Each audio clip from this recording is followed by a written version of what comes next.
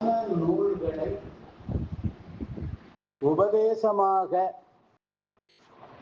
கேட்காத மனிதன் முக்தியடைய முடியாது என்பது சைவத்தின் கொள்கை.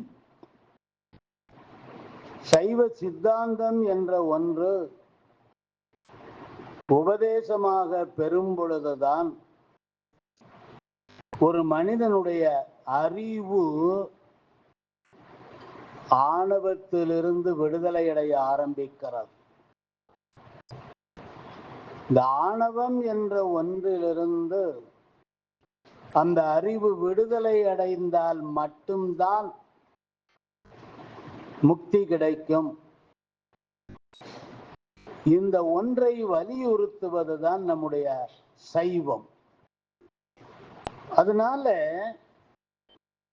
இரண்டு விஷயங்களுக்கு மிக முக்கியத்துவம் கொடுக்க வேண்டும். ஒன்று 12 திருமுறைகள், இன்னொன்று 14 சாத்திரங்கள். திருமுறைகளை பாடி மட்டுமே முக்தி அடைய முடியுமா என்ற ஒரு கேள்வியாக விட்டுள்ளோம். 7வது நூற்றாண்டில் திருமுறைகள்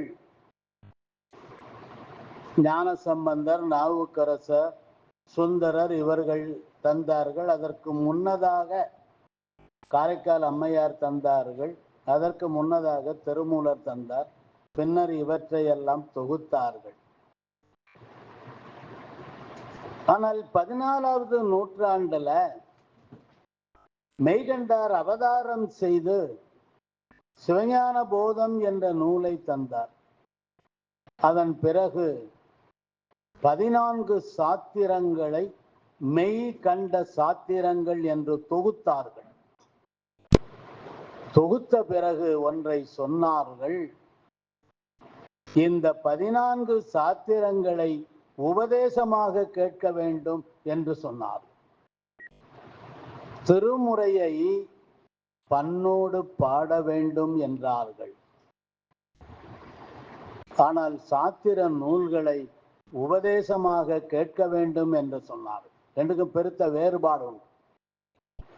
திருமுறை பாடுதல் என்பது வேறு, சாத்திர பயிற்சி என்பது வேறு. ஏனென்றால் திருமுறை பண்ணோடு பாடி உணர்ச்சி மயமாக நின்று சிவத்தை அனுபவிப்பது. சாத்திரம் என்பது அறிவினால் சிந்திப்பது.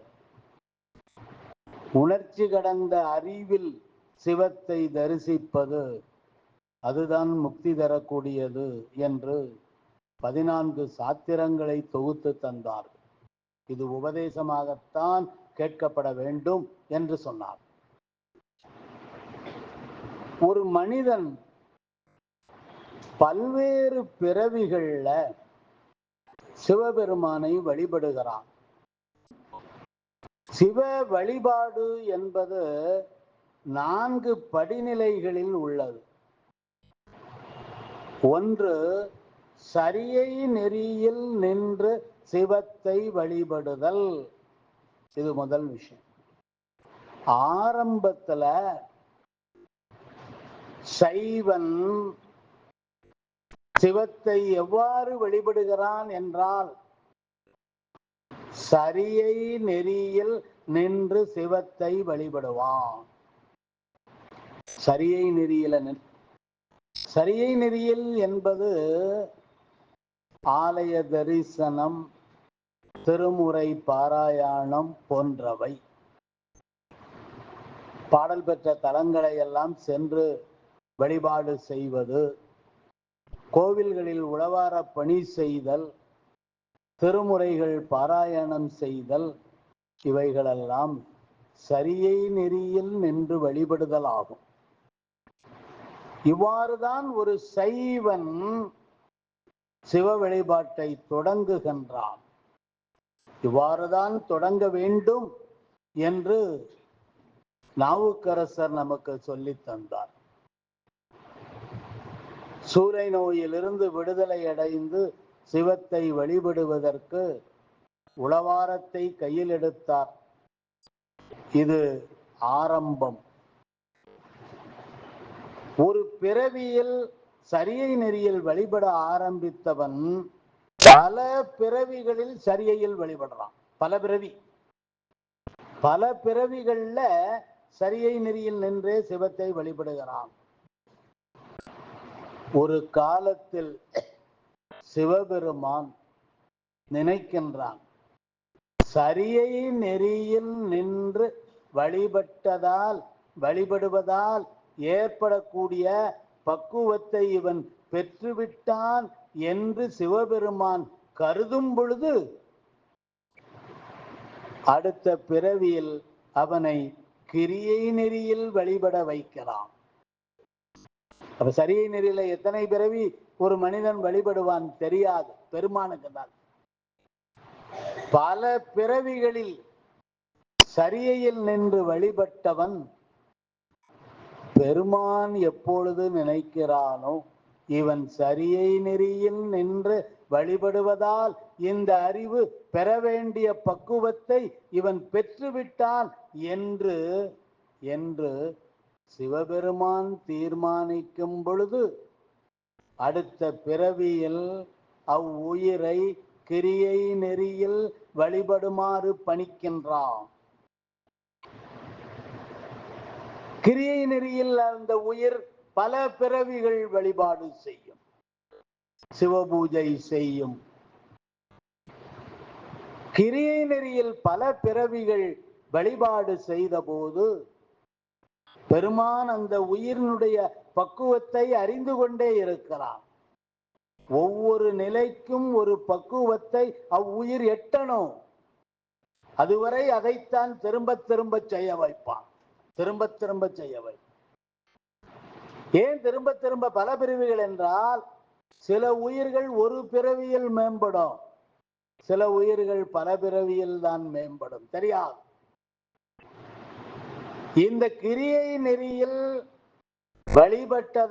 வழிபடுவதால் ஏற்படக்கூடிய அந்த பக்குவத்தை அந்த உயிர் பெற்றுவிட்டதா என்பதை அவன் ஒருவன் தான் அறிவான். அவனை தவிர வேற யாருக்கும் தெரியாது.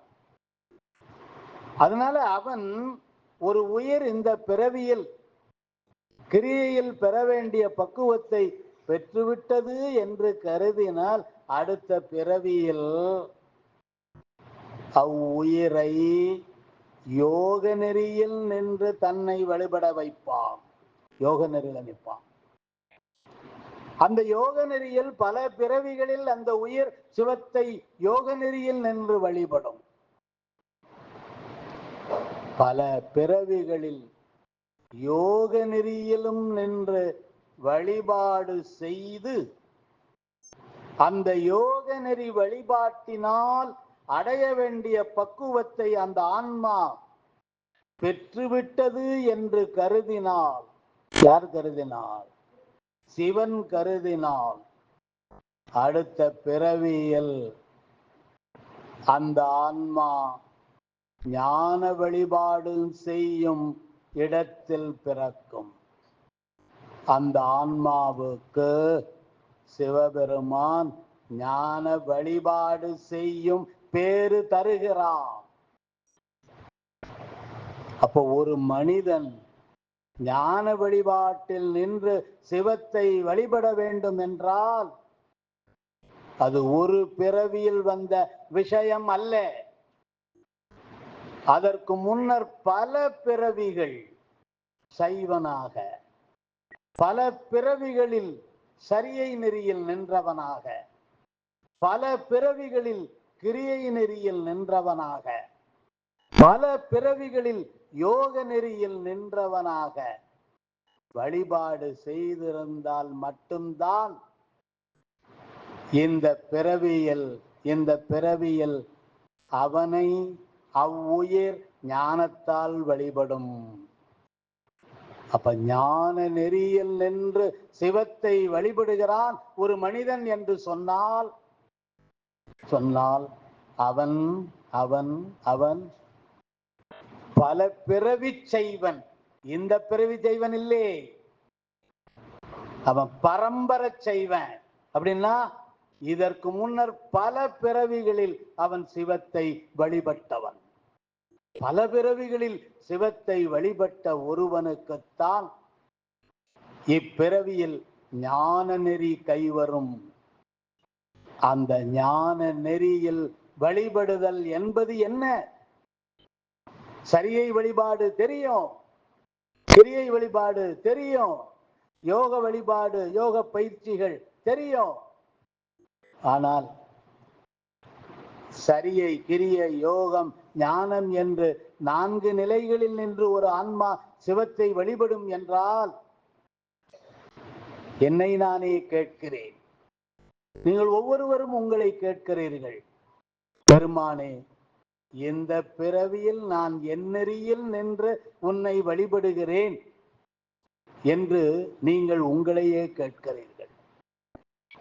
இங்கே இருப்பவர்கள் சரியை நெறியில் சிவத்தை வழிபடுபவர்களா, இல்லை அதை முன்பிறவிகளில் முடித்து இப்பொழுது கிரியையில் வழிபடுபவர்களா, அல்லது அதையும் முன்பிறவிகளில் முடித்து இப்பொழுது யோகத்தில் நின்று வழிபடுபவர்களா, அல்லது அதையும் முன்பிறவிகளிலே முடித்து இப்பொழுது ஞான நெறியில் நின்று வழிபடுபவர்களா? நீங்கள் ஒவ்வொருவரும் உங்களை கேட்டுக்கொள்ளுங்கள். நீங்கள் என் நெறியில் சிவத்தை வழிபடுகிறீர்கள்? நான் சொல்கிறேன், நீங்கள் என் நெறியில் நின்று வழிபடுகிறீர்கள் என்பது உங்களுக்கு தெரியாமல் இருக்கலாம். ஆனால் எனக்கு தெரியும். எனக்கு தெரியும். என்ன தெரியும்? என்ன தெரியும்? இன்று உங்கள் கைகளில் சிவஞான போதம் என்ற நூலை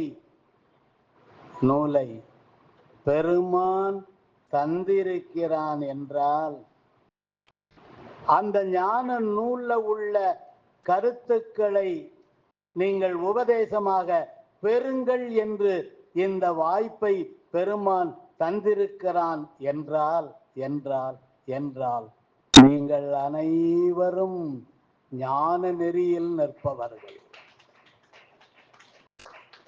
ஞானம் முதல்ல ஒரு பள்ளிக்கூடத்துக்குள்ள அப்பம் கொண்டு பிள்ளைய விடுதான். பல பெற்றோர்கள் கொண்டாந்து பிள்ளைய வாசல்ல விட்டுட்டு போயிட்டாங்க. ஆனால் ஒவ்வொரு குழந்தையும் ஓடி சென்று தன்னுடைய வகுப்பு எது என்று அறிந்து அமர்கிறது. இதாண்டா என் வகுப்பு, 7ஆம் கிளாஸ்காரன் 8ஆம் கிளாஸ்காரன், இது என் வகுப்பு இல்ல, என் வகுப்பு அந்த இருக்கு. ஒரு பள்ளிக்கூட குழந்தைக்கு தான் எந்த வகுப்பில் இருக்கிறேன் என்பது தெரியும். ஆனால் ஆனால் சைவத்தில் நின்று வழிபடுபவனுக்கு அவன் சரியையில் நிற்கிறானா, கிரியையில் நிற்கிறானா, யோகத்தில் நிற்கிறானா, ஞானத்தில் நிற்கிறானா என்பது என்பது என்பது அவனுக்கு தெரியுமா என்று ஒரு கேள்வி. தெரியுமா? தெரியுமா? தெரியாது. ஆனால் ஒன்றை சொல்லுகிறேன், எத்தனையோ பேரு இந்த 10 நாள் வகுப்புக்கு அப்ளிகேஷன் போட்ட பிறகு பல மனுக்கள் நிராகரிக்கப்பட்ட போது இடமில்லை என்று உங்களுடைய மனுக்கள் எல்லாம் இந்த 10 நாள் வகுப்புக்கு தேர்ந்தெடுக்கப்பட்டது என்றால் என்றால் அதற்கு காரணம் ஒன்றே ஒன்றுதான். அது கடந்த பல பிறவிகளில் சரியை கிரியை யோக நெறிகளில் நின்று நீங்கள் சிவத்தை வழிபட்டதால் உங்களுடைய மனுக்கள் இன்று தேர்ந்தெடுக்கப்பட்டு இந்த இடத்தில் வந்து அமர்ந்துள்ளீர்கள். அதான் காரணம். இல்லைனா ஒருத்தர் வர முடியாது. அதனால முதலில் நான் ஒன்றை தெரிந்து கொள்ளுகிறேன், இந்த வழிபாட்டு முறைகளில் படிநிலைகளில் ஒன்றுக்கொன்று மேலானது. சரியை விட கிரியை மேலானது, கிரியை விட யோகம் மேலானது, யோகத்தை விட ஞானம் மேலானது. அப்ப சரியைக்கு பயன் கிரியை, கிரியைக்கு பயன் யோகம், யோகத்துக்கு பயன் ஞானம். சரியையால் அடையும் பயன் கிரியைக்கு உயர்த்தப்படுதல். கிரியை நெறியால் வழிபட்டதன் பயன் யோக நெறிக்கு உயர்த்தப்படுதல். யோக நெறியில் நின்று வழிபட்டதன் பயன் ஞான நெறிக்கு உயர்த்தப்படுதல். ஞான நெறியில் நின்று வழிபடுவதால் வரும் பயன் முக்தி என்று சொன்னார். சரியில் நிற்பவன் முக்தி அடைவானா என்று கேட்டார்கள். சித்தாந்தம் சொல்லுகிறது இயலாது என்று சொல்கிறது. அவன் கிரியைக்கு தான் உயர்த்தப்படுவான். சரியை நெறியில் நின்றவன் பிறவி முடியும் பொழுது ஒருவேளை சரியையிலேயே திரும்ப நிற்பான் அல்லது கிரியைக்கு உயர்த்தப்படுவான். அவனுக்கு முக்தி கொடுக்க முடியாது என்று சித்தாந்தம் சொல்கிறது. அப்ப முக்தி என்பது எப்பொழுது கிடைக்கிறது என்றால் ஞான நெறியில் நின்று வழிபட்ட பிறகுதான் முக்தி கிடைக்கும் என்பதைத்தான் அருணந்தி சிவம் மிகவும் வலியுறுத்துகிறார். ஞானத்தால் வீடென்றே நான்மறைகள் சாத்திரங்கள் சொல்ல அல்லவாம் எனும் ஊனத்தவர் என்கடவர் என்று சொல்வார். ஞான நெறியில் வழிபட்டால் தான் முக்தி பேரு என்று சொல்லுகிறார். அந்த ஞான நெறியில 4 படிநிலைகள் சொன்னார்கள். ஞான நெறியிலும் 4 படிநிலைகள், மொத்தத்துல 4. அது சரியை, கிரியை, யோகம், ஞானம். அது 4 படிநிலைகள். அப்ப சைவத்துல வழிபாட்டுல படிநிலை உண்டு, மற்ற சமயம் போல இல்லை.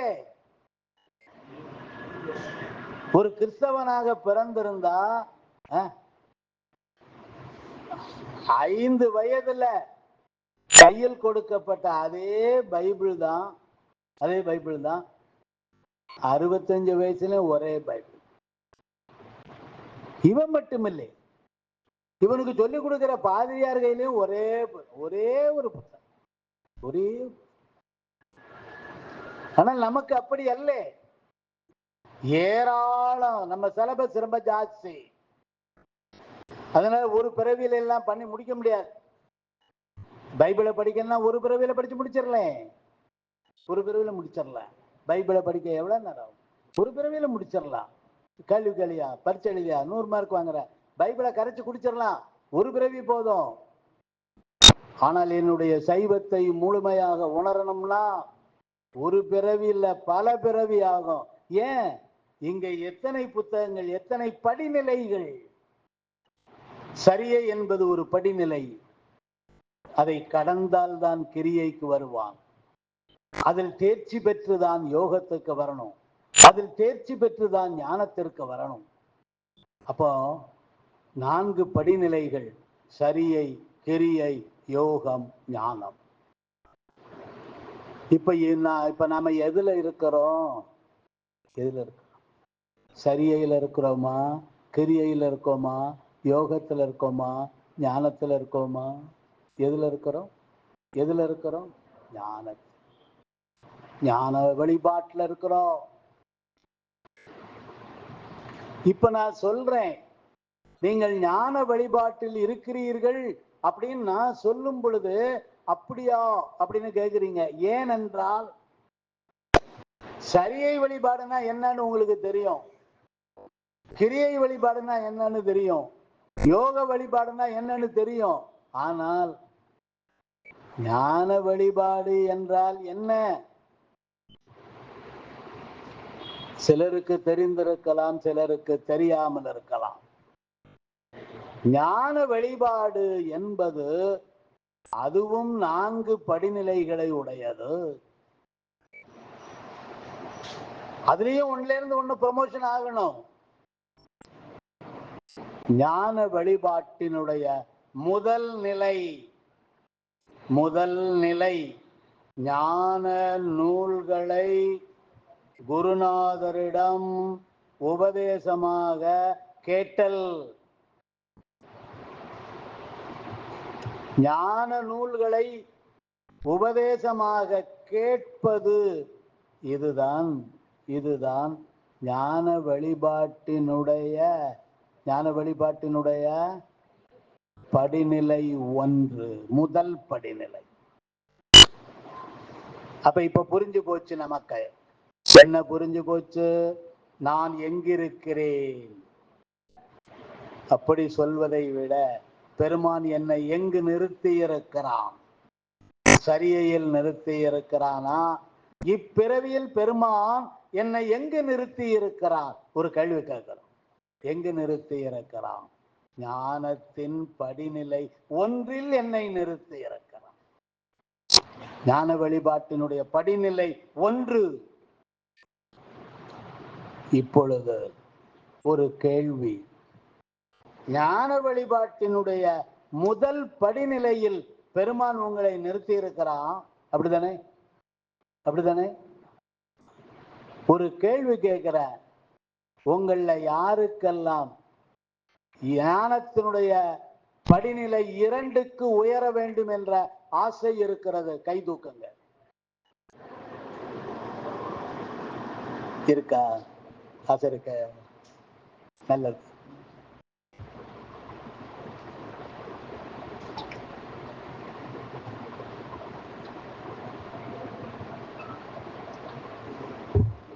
ஒன்றை உணர்ந்தோம், ஒன்றுக்கு ஆசைப்பட்டோம். எதை உணர்ந்தோம்? எதற்கு ஆசைப்படுகிறோம்? ஞானத்தின் படிநிலையில் இருக்கிறேன் என்ற உணர்வு எனக்கு மகிழ்ச்சி தருகிறது. மகிழ்ச்சி தருகிறது. ஒரு பெருமிதம். என்ன பெருமிதம்? ஞானசம்பந்தருக்கு வந்த பெருமிதம். ஞாமார்க்கும் குடியல்லோம் என்று அவர் சொன்ன அந்த பெருமிதம். ஆகா, என்னுடைய கடந்த கால பிறவிகளுடைய வழிபாட்டினால் சிவன் மகிழ்ந்திருக்கிறான். சிவன் மகிழுமாறு நான் கடந்த பல பிறவிகளில் வழிபாடு செய்த பேருடையவன். அதனால் அதனால் அதனால் பெருமான் என்னை இந்த பிறவியில் ஞான வழிபாட்டிற்கு ஆட்படுத்தி நிற்கிறான். அவனை ஞான வழிபாடு என்பதுதான் மேலானது. அதுக்கு மேல என்ன இருக்குனாரு? முக்தி தான் இருக்கு. அதுக்கு மேல ஒண்ணுமில்லை. அப்ப அந்த சைவ வழிபாட்டுல உயர்ந்த படிநிலையாகிய ஞானத்தில், அந்த படிநிலையில் பெருமான் இந்த பிறவியில் என்னை நிறுத்தி இருக்கிறான் என்ற ஒரு நினைப்பு மகிழ்ச்சி தருகிறது. என்னை நானே நினைத்து மகிழ்கிறேன். என்னுடைய வழிபாடும் நான் கடந்த பிறவிகளில் செய்த வழிபாடுகள் சிவத்தை மகிழ்ச்சிப்படுத்தி இருக்கின்றன. சிவம் மகிழுமாறு கடந்த பல பிறவிகளில் நான் முறையாக வழிபாடு செய்திருக்கிறேன் என்ற காரணத்தினால் சிவபெருமான் என்னை அடுத்த நிலைக்கு உயர்த்தி இருக்கிறான். இப்ப என்னை எங்க கொண்டாந்து நிறுத்தி இருக்கிறான்? படிநிலைகளில் மேலானதாகிய ஞான வழிபாட்டில் என்னை படிநிலை 1 நிறுத்தி இருக்கிறான். ஞான வழிபாட்டினுடைய படிநிலை 1 என்பது ஞானத்தை உபதேசமாக கேட்பது. இப்ப நீங்க எல்லாம் கேட்டுக்கிட்டு இருக்கீங்களா, தூங்கிட்டு இருக்கீங்களா? கேட்டுக்கிட்டு இருந்தீங்கன்னா ஞான வழிபாட்டுல முதல் நிலையில இருக்கீங்கன்னு அர்த்தம். தூங்கிக்கிட்டு இருந்தீங்கன்னா இல்லைன்னு. ஓ, என்னடா அவன் கொடுத்துட்டான், கொடுத்ததனுடைய அருமை உனக்கு தெரியுமா? தெரிந்தால் உன்னுடைய அக்கறை வேற மாதிரி இருக்கும். இப்படி இருக்காது. அதனால முதலில் ஒன்றை நீ அறிந்திருக்கிறாயா? உன்னை பற்றி சொல்றேன். உன்னை பற்றி உனக்கு ஒரு விஷயம் சொல்றேன். பெருமான் உனக்கு ஒரு வாய்ப்பு தருகிறான். என்ன வாய்ப்பு? ஞானத்தின் படிநிலை 1 நின்று அவனை வழிபடும் வாய்ப்பு. அப்ப இப்ப நாம என்ன பண்ணிக்கிட்டு இருக்கிறோம்? பெருமானை வழிபட்டு கொண்டிருக்கிறோம். எவ்வாறு ஞானத்தின் படிநிலை ஒன்றில் நின்று நான் இப்பொழுது சிவத்தை வழிபட்டு கொண்டிருக்கிறேன். படிநிலை ஒன்றில் நின்று வழிபடுகிறேன். படிநிலை ஒன்று என்பது என்ன? ஞான வழிபாட்டினுடைய படிநிலை ஒன்று என்பது ஞான நூல்களை, 14 சாத்திரங்கள் ஞான நூல்கள். அந்த சாத்திரத்தில் உள்ள ஞான செய்திகளை உபதேசமாக தூங்காமல் கேட்டுக்கொண்டிருப்பது. என்ன பண்ண? நமக்கு பெருமான் எவ்வளவு பெரிய பொக்கிஷத்தை வழங்கி இருக்கிறான் என்பது நமக்கு தெரியல. அதனாலதான் அதனுடைய பெருமையை, மகிமையை நாம உணரல. வகுப்பு என்பது ஏதோ அப்படியே வந்தோம். இன்னைக்கு இட்லி நல்லா இருந்தது என்ன, இன்னைக்கு இட்லிக்குள்ள கொஞ்சம் உப்பு கூடிட்டது என்ன என்று நாம கலந்து பேசுறோம். ஆனால் இந்த 10 நாட்களை இங்கே சொல்லப்படுகிற செய்தி தவிர வேறு எதையும் நான் சிந்திக்க மாட்டேன். இந்த 10 நாட்களும் நீ உட்கார்ந்து பார், உனக்கு தெரியும். இந்த 10 நாளும் பேப்பர் படிக்க வேண்டாம். இந்த 10 நாளும் டிவி பார்க்க வேண்டாம். செல்போன்ல வளவளன்னு பேச வேண்டாம். வாட்ஸ்அப்ல வர்ற தகுதியற்ற பதிவுகளுக்கு பதில் போட வேண்டாம். 10 தினங்கள் முழுமையாக எதுல? ஞானத்தின் படிநிலை ஒன்றில் முழுமையாக நின்று பார், தெரியும், அற்புதம் நிகழும். ஏன் பேசணும் வேறு விஷயங்கள்? வேண்டாம். 10 தினங்களை இதற்காக மட்டும் ஒதுக்கிடுவோமே. இவ்வளவு சிறப்பான விஷயம். இந்த 10 தினங்கள் கழித்த பிறகு, நான் வீட்டுக்கு போன பிறகு, அன்று நான் நினைத்தால் இது கிடைக்குமா?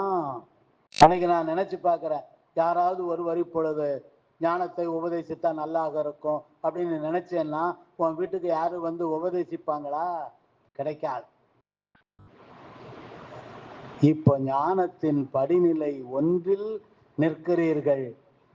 நீங்கள் விரும்பினால், நீங்கள் யாரெல்லாம் விரும்புகிறீர்களோ அவர்களையெல்லாம் ஞானத்தின் 2வது படிநிலைக்கு உயர்த்துகிறேன். யாரெல்லாம் விரும்புறீங்களோ, விரும்பாதவங்களை பத்தி கேள்வி.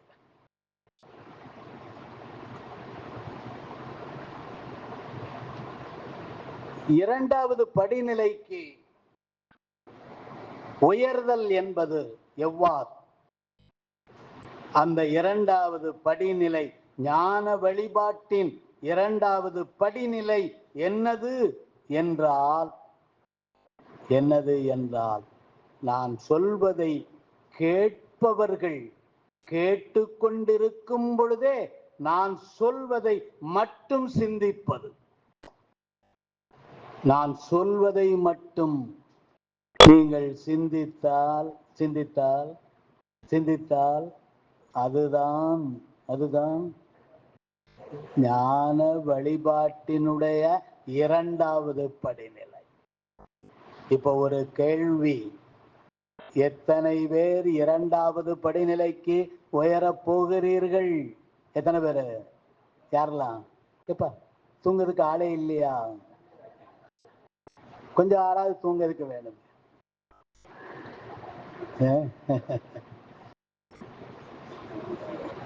டீச்சர் அம்மா வேற கை வைக்கிறாங்க, பேராசிரியர்கள் கை வைத்தக்கூட. 2வது படிநிலை என்னவென்று சொன்னால், பல்வேறு ஞான செய்திகளை அவ்வப்பொழுது பெருமான் வழங்கிக் கொண்டே இருப்பான். அவன் வழங்குகின்ற அந்த செய்திகளை கேட்கும் பொழுது அதை நம்முடைய அறிவில் நிறுத்தி அதையே சிந்திப்பது. வேற சிந்தனைக்கு இடமே இல்லாம முழுமையாக இப்பொழுது ஞானத்தினுடைய இரண்டாவது படிநிலையில் உங்களை உயர்த்துவதற்கு, சிந்திப்பதற்காக இந்த பொழுதில் தசகாரியத்தை உங்களுக்கு தருகிறான். தசகாரியம். அப்ப இரண்டாவது படிநிலை சிந்தித்தல், மூன்றாவது படிநிலை தெளிதல், நான்காவது படிநிலை நிட்டை கூடுதல். ஞானத்தின் படிநிலைகள் 4: கேட்டல், சிந்தித்தல், தெளிதல், நிட்டை கூடுதல். இந்த 4 படிநிலைகளை 10 படிநிலைகளாக விரித்து சொன்னார்கள். கேட்டல், சிந்தித்தல், தெளிதல், நிட்டை கூடுதல் என்று 4 படிநிலைகள். இது ஞான வழிபாட்டின் படிநிலைகள். இந்த நாளை 10ஆக விரித்தார்கள். இந்த நாளையும் எத்தனையா விரிச்சாங்க? 10ஆக. அந்த 10ஆக விரித்ததுதான் தசகாரியம். அப்ப தசகாரியம் என்பது என்ன? தசகாரியம் என்பது என்ன என்றால், ஞானத்தின் படிநிலைகள் 4ஐ 10ஆக விரித்து சொல்லுவது. அவ்வளவுதான். 4 இன்னும் கொஞ்சம் பிரிவு பண்ணி 10ஆக விரித்து சொன்னார்கள். இந்த 10ஐயும் அறிந்தவன், இந்த 10ஐயும் அறிந்தவன் ஞானத்தின் மேம்பட்ட படிநிலையை அடைகிறான். இந்த 10ஐயும் தெரிந்தவன்,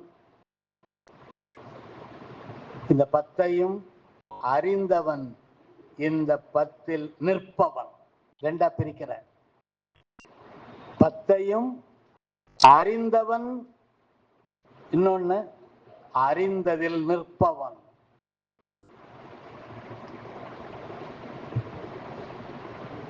இந்த 10ஐயும் முதலில் அறிந்து அந்த 10இல் நிற்பவன் அந்த 10இல் நிற்பவன் முக்தி அடைவான்.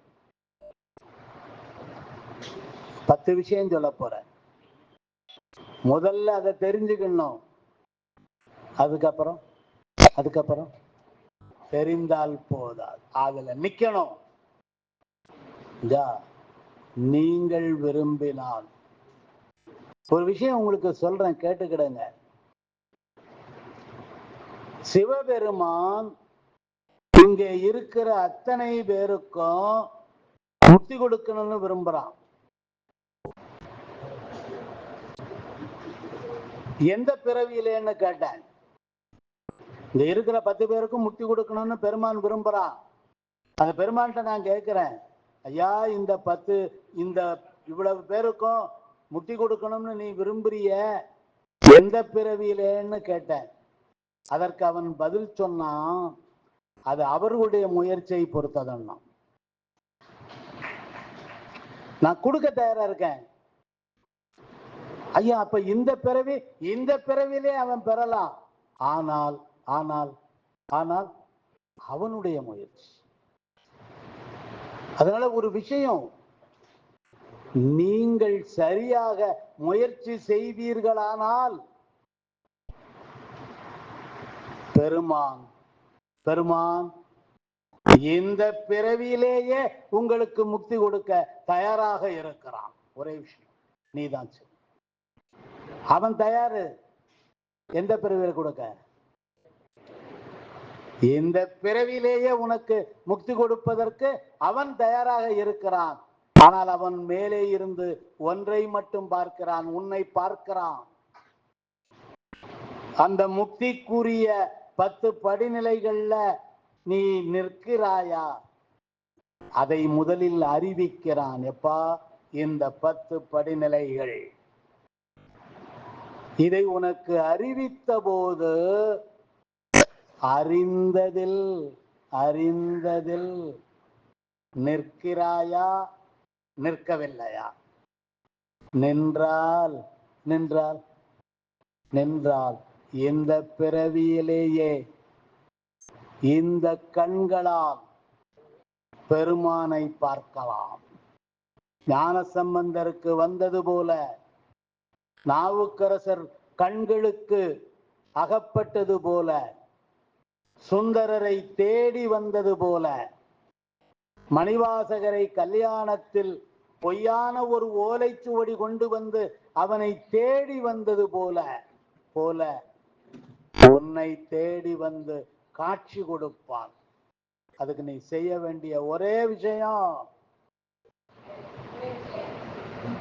இந்த தசகாரியத்தில் சரியாக அறிந்து கொள்ளுங்கள், சரியாக அதில் நின்று கொள்ளுங்கள். ஒரு பெரிய விஷயம் என்னன்னா, பல மணி நேரங்கள் பேச வேண்டிய விஷயங்களை சில மணித்துளிகளில் பேசுமாறு பெருமான் என்னை சோதிக்கின்றான். பெருமான் எனக்கு டெஸ்ட் வைக்கிறான். திருமுறை அருள்பணி நற்பணி மன்றத்தின் மூலமாக பெருமான் எனக்கு டெஸ்ட் வைக்கிறான். ஆமா ஆமா, சரி, முடிந்ததை செய்கிறோம். ஏன்னா அதுவாக்கள் என்ற ஒரு விஷயம் ஒரு 15 மணி நேரம் பேசினால் ஓரளவு சொல்லலாம். அத 1 மணி நேரத்தில் பேசு பார்ப்போம்னு வேடிக்கை பார்த்தா. தசகாரியம் என்ற ஒன்று ஈரோடுல குறைந்தது 8 மணி நேரம் இந்த பாடம் நடத்துவேன். 8 மணி நேரம் நடத்துவேன் தசகாரியம். இப்பொழுது பெருமான் எனக்கு ஒரு பரீட்சை வைக்கிறான். என்ன பரீட்சை வைக்கிறான்? 8 மணி நேரத்தில் நீ சொல்வதை 1.5 மணி நேரத்தில் சொல்வாயா என்று ஒரு பரீட்சை. இருக்கட்டும், பாஸோ ஃபெயிலோ தெரியல. 3 விதமான பொருள்கள் இருக்கின்றன. நான் சொல்றதெல்லாம் நல்லா சிந்திப்பீங்களா? சிந்திக்க தயாரா இருக்கீங்களா? சிந்திப்பதற்கு தயாரா இருக்கீங்களா? சிந்திக்கலாமா? கொஞ்சம் சிந்திச்சு பாப்போம். அறிவை நல்ல சிந்திக்கிற இதுல வச்சுக்கங்க. சிந்திக்கணும், சொல்லும் போது சிந்திக்கணும். என்னன்னா, உலகத்துல உள்ள பொருட்களை நான் 3 பிரிக்க போறேன். நல்லா கவனிச்சுக்கங்க. இந்த உலக பொருள்கள், சடப்பொருள்கள், உண்மை விளக்கத்தின் மூலம் 36 தத்துவங்கள் படித்தோம். சிவத்தில் இருந்து தொடங்கி நிலம் வரை 36 தத்துவங்கள். சுத்தமாயிலிருந்து 5, அசுத்தமாயிலிருந்து 7, பிரகிருதி மாயிலிருந்து 24 36 தத்துவங்கள் தோற்றுவிக்கப்படுகின்றன. அந்த தத்துவங்களில் இருந்து உலகம், தனு, கரண, புவன, போகம் தோற்றுவிக்கப்படுகின்றன. 36 தத்துவங்கள் முதலில் தோற்றுவிக்கப்பட்டன. அந்த தத்துவங்களிலிருந்து உடம்புகளும், உடம்பில் உள்ள கருவிகளும், தங்குவதற்குரிய பூமிகளும், இந்த பூமிகளில் வாழ்கின்ற மனிதனுடைய தேவைகளுக்குரிய பொருட்களும், உடம்பு, கருவி, பூமி, பூமியில் பொருள், நுகர்பொருள். ஏன்னா இந்த உடம்பு கொடுத்து பெருமான் என்னை உடம்பு கொடுத்துட்டான், உடம்புல கருவி கொடுத்துட்டான். எங்க போய் உட்கார்றது? உட்காருவதற்கு ஒரு பூமி கொடுத்தான். உட்கார, படுக்க, நடக்க, தூங்க. அப்புறம் வயிறு பசிக்குமே. உடம்புன்னு ஒண்ணு கொடுத்துட்டான் பெருமான், வயிறு பசிக்குமே. அதற்காக உணவு கொடுத்தான், உடை கொடுத்தான், உறைவிடம் கொடுத்தான். இதெல்லாம் இந்த பூமியில் அவன் எனக்காக படைத்த பிற பொருட்கள். அப்ப 4 தத்துவங்கள் 36. அந்த 36 தோன்றுபவை 4 வகைப்படும். உடம்புகளாக, உடம்பில் உள்ள கருவிகளாக, தங்குகின்ற பூமிகளாக, பூமியில் உணவு, உடை, உறைவிடத்திற்குரிய பொருட்களாக. இவைகளை தனு, கரண, புவன, போகம் என்போம். இந்த எல்லாத்தையும் நான் தத்துவம்ங்கிற ஒரு பேர்ல வச்சுட்டேன். அப்ப நான் இப்பொழுது என்ன சொல்றேன்? ஒரு பகுதி என்னது? தத்துவம். உலக பொருள் அத்தனையும் மூணா பிரிக்க போறேன். ஒன்னு தத்துவம்னு சொல்லுவேன். தத்துவம்னா என்னெல்லாம் வந்துருது? 36 தத்துவங்களும், அதன் பிறகு அந்த தத்துவங்களிலிருந்து தோன்றிய தனு கரண புவன போகங்கள் எல்லாம் சேர்த்து ஒற்றை சொல்லாக தத்துவம். அப்புறம் 2, அப்ப 1 என்னது? தத்துவம். 2 உயிர்கள், உயிர். 3 சிவம்.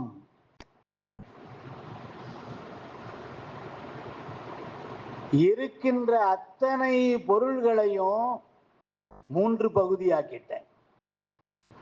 இருக்கின்ற அத்தனை பொருளையும், இந்த பிரபஞ்சத்தில் என்னவெல்லாம் இருக்கின்றனதோ பல, ஆனால் அத்தனையும் நான் 3 பகுதியாக்கிட்டேன்.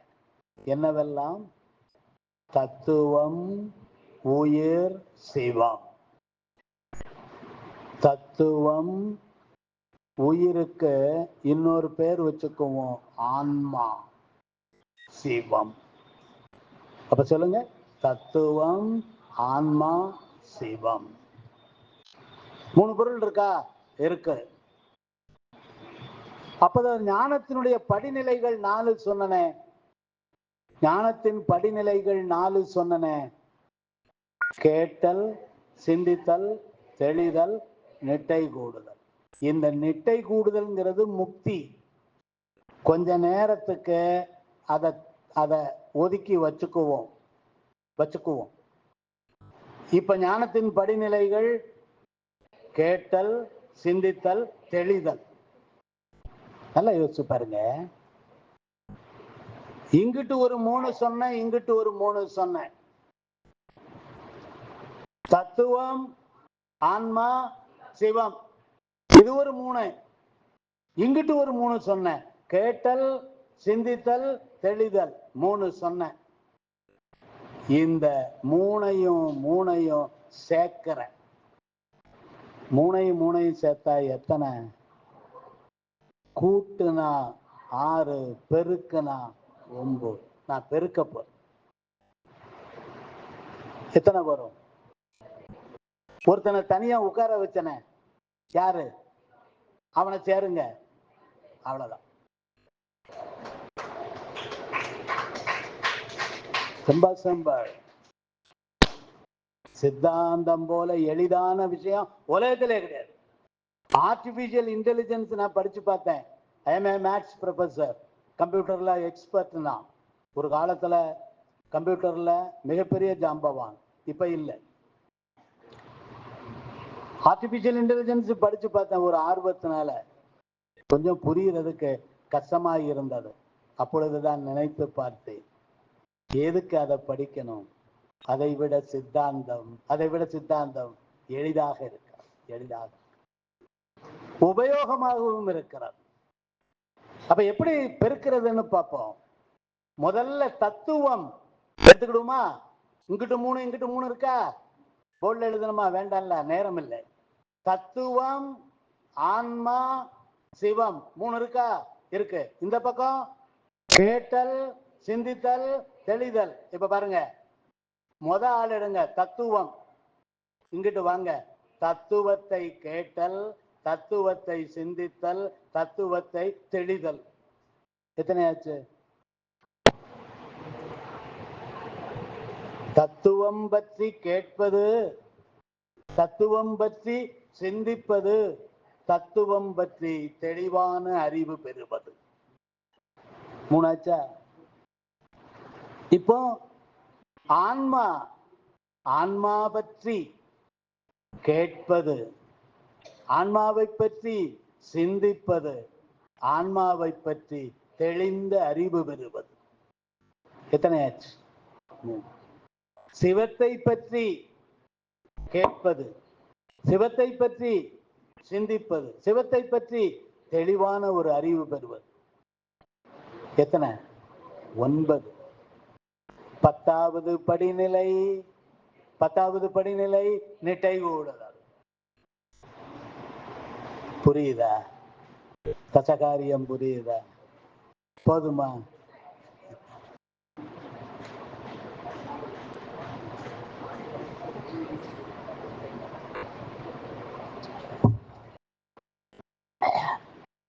கொஞ்சம் பேர் கொடுப்போம்.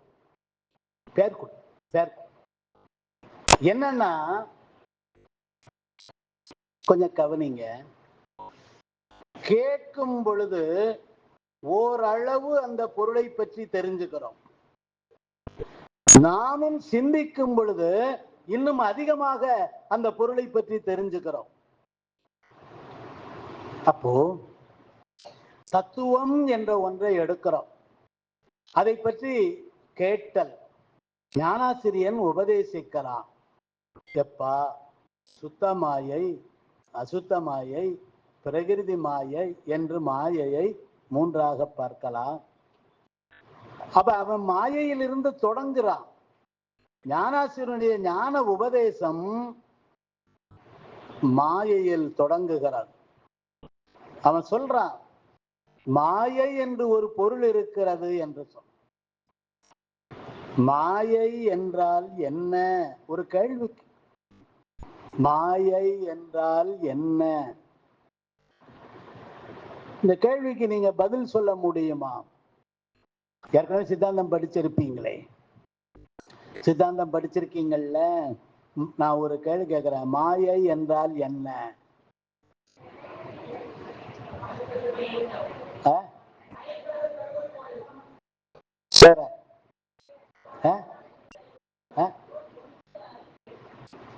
வேற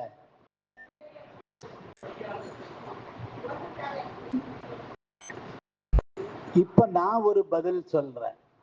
நீங்க பதில் சொன்னத தப்பா ரைட்டா விமர்சிக்கவே நான் இல்லை. நான் ஒரு பதில் சொல்றேன். இந்த உலகம் தோற்றுவிக்கப்பட்ட பொருள். இந்த உலகம் எந்த பொருளிலிருந்து தோற்றுவிக்கப்பட்டதோ அந்த பொருள் மாயை. இப்ப நீங்க சொன்ன விடையையும் நான் சொன்ன விடையையும் ஒப்பிட்டு எது சரி என்பதை நான் சொல்லல, நீங்களே தீர்மானம். இங்கே கேள்விகளுக்கு ஒரு விடைதான் உண்டு. மாயை என்றால் என்னங்கிற கேள்விக்கு நான் சொன்ன ஒரு விடைதான் சொல்லணும். என்ன சொல்லணும்? இந்த உலகம் எதிலிருந்து தோற்றுவிக்கப்பட்டதோ அந்த பொருளின் பெயர் மாயை. மாயை என்றால் என்ன என்ற கேள்விக்கு இந்த விடை தவிர வேற எந்த விடையும்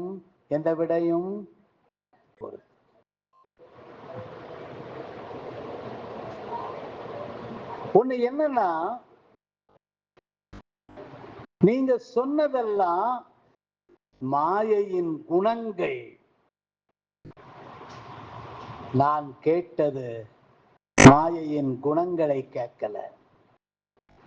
நான் மாயையின் குணங்கள் கேட்டிருந்தா நீங்க ஒன்றலை மயக்கம் செய்யும் இதெல்லாம் சொல்லியிருக்கலாம்.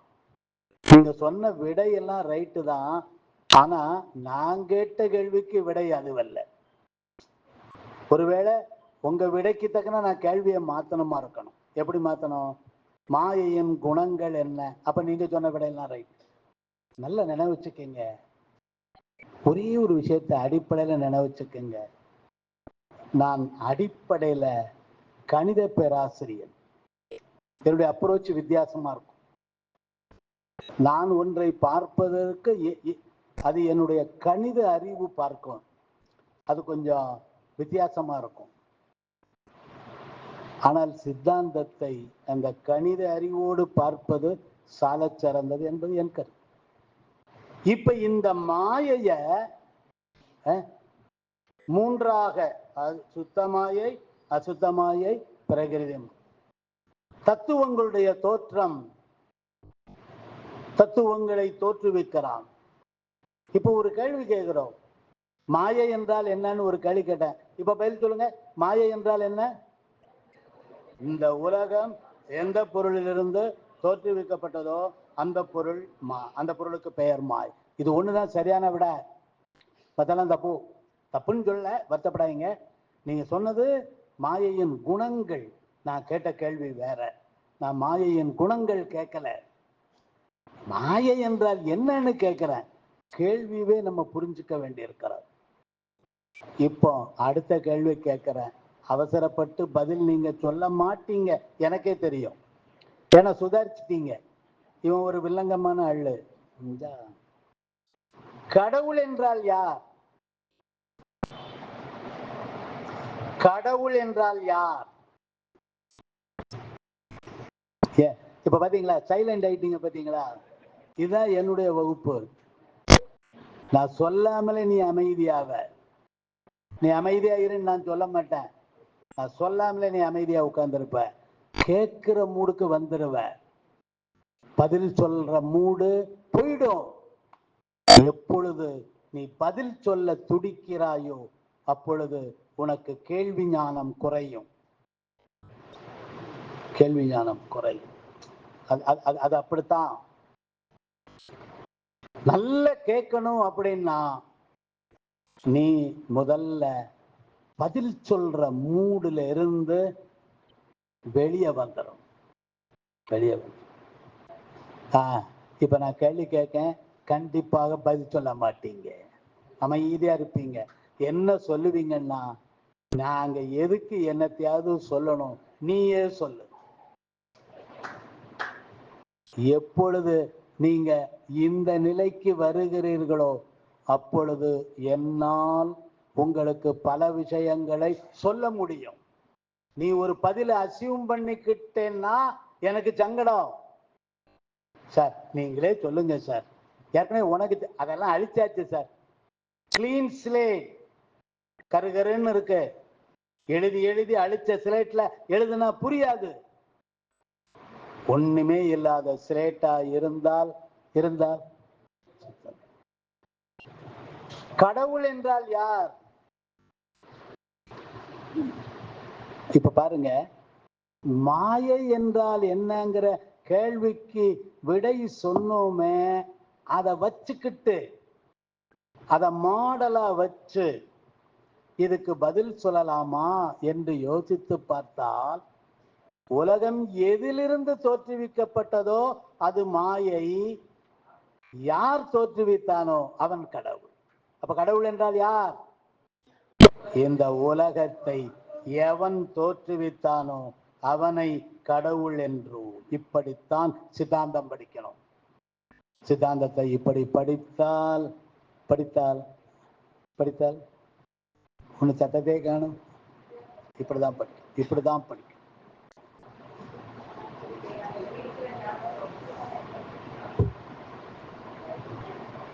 இந்த தத்துவத்தை பற்றி, மாயையிலிருந்து தோற்றுவிக்கப்பட்ட தத்துவத்தையும் அந்த தத்துவங்களில் இருந்து தோன்றிய உடம்பு முதலானவற்றையும் ஞானாசிரியன் சொல்ல சொல்ல கேட்பது, கேட்டு அவைகளை புரிந்து கொள்வது, அதனுடைய இயல்புகளை புரிந்து கொள்வது, முதலில் புரிந்து கொள்வது, பொதுவாக அறிந்து கொள்வது, இதை ரூபம் என்று சொல்வார்கள். ரூபம் என்ற ஒரு சொல் பொதுவாக அறிந்து கொள்ளுதல். அதையே நாம கொஞ்சம் யோசிச்சு சிறப்பாக அறிந்து கொண்டால் தரிசனம் என்று பெயர். அப்ப ரெண்டு சொற்கள் அறிமுகப்படுத்துறேன். ஒரு பொருளை பற்றி பொதுவாக அறிந்து கொள்வது ரூபம். அதையே நன்றாக யோசித்து இன்னும் சிறப்பாக அறிந்து கொண்டால் அதன் பெயர் தரிசனம். ரெண்டு சொற்கள். இப்ப பாருங்க, இந்த இரண்டு சொற்களையும் அந்த மூணு பேர்கிட்ட மேட்ச் பண்ணுங்க. யாரு? தத்துவம், ஆன்மா, சிவம். மூணு பேர்கிட்ட இந்த ரெண்டு சொல்ல மேட்ச் பண்ணுங்க. தத்துவ ரூபம் அப்படின்னா என்ன அர்த்தம்? தத்துவங்களை பற்றி கேட்பதால் பொதுவாக அறிந்து கொள். தத்துவங்களை பற்றி பொதுவாக அறிந்து கொள்வது தத்துவ ரூபம். கேட்டதை நானும் சிந்தித்து மேலும் மேலும் கேட்டு மேலும் மேலும் சிந்தித்து மேலும் மேலும் கேட்டு சிந்தித்து இப்பொழுது அந்த பொருட்களை பற்றி சிறப்பாக அறிந்து கொள்வேன். முதலில் பொதுவாக அறிந்தேன். கேட்டலோடு நின்ற போது சிந்திப்பதால் இன்னும் சிறப்பாக கேட்டுக்கொண்டும் சிந்தித்துக் கொண்டும் தொடர் நிகழ்வாக நிகழும் பொழுது முதலில் புரிந்ததை விட இப்பொழுது அந்த பொருளை பற்றி இன்னும் சிறப்பாக புரிந்து கொள்கிறேன். அவ்வாறு சிறப்பாக புரிந்து கொள்வது தரிசனம். அப்ப இப்ப மேட்ச் பண்ணுங்க. தத்துவத்தை பொதுவாக அறிந்து கொள்வது தத்துவ ரூபம். தத்துவத்தை சிறப்பாக அறிந்து கொள்வது தத்துவ தரிசனம். ஆன்மாவை பற்றி பொதுவாக அறிந்து கொள்வது ஆன்மரூபம். ஆன்மாவை பற்றி சிறப்பாக அறிந்து கொள்வது ஆன்ம. சிவத்தை பற்றி பொதுவாக அறிந்து கொள்வது, சிவத்தை பற்றி சிறப்பாக அறிந்து கொள்வது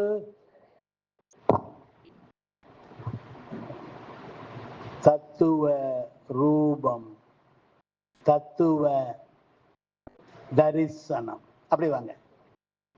ஆன்ம ரூபம், ஆன்ம தரிசனம். சிவ ரூபம், சிவ தரிசனம். தத்துவ ரூபம் என்றால் என்ன?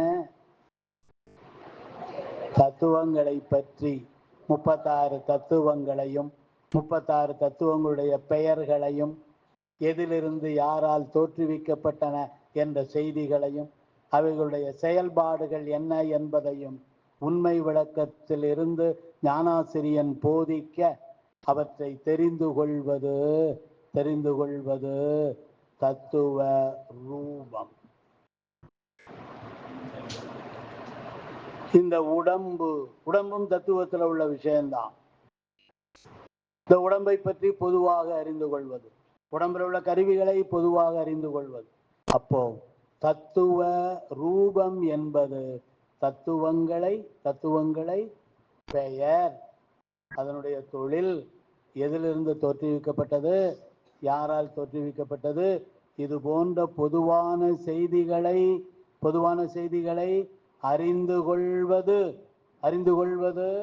தத்துவ ரூபம்.